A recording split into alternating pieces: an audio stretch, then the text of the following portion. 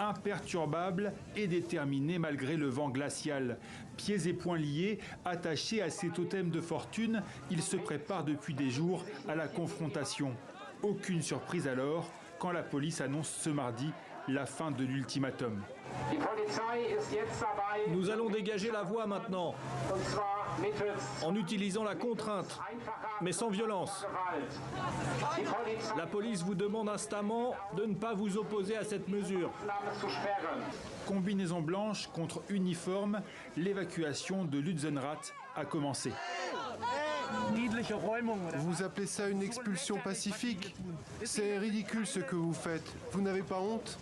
Depuis des mois, ce petit village allemand, en plein cœur de la Ruhr industrielle, est devenu le point de ralliement des opposants aux énergies fossiles.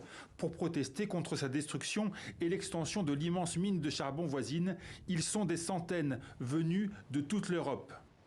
La plupart des gens ici sont allemands, mais il y a aussi des Danois, des Belges, des Français ou, comme moi, des Hollandais. On ne se bat pas que pour cet endroit, mais aussi contre le réchauffement climatique. Cette mine y participe, des gens ailleurs dans le monde en meurent déjà.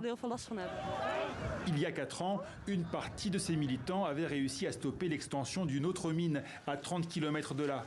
Mais cette fois-ci, en pleine crise de l'énergie, Berlin ne fera pas volte-face.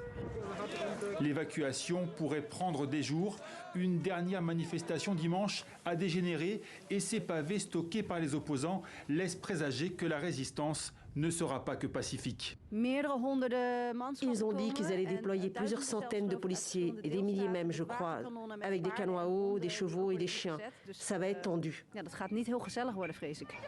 L'opération s'annonce donc délicate pour le gouvernement d'Olaf Scholz, encore plus pour ses alliés écologistes. Ici, on les appelle les traîtres.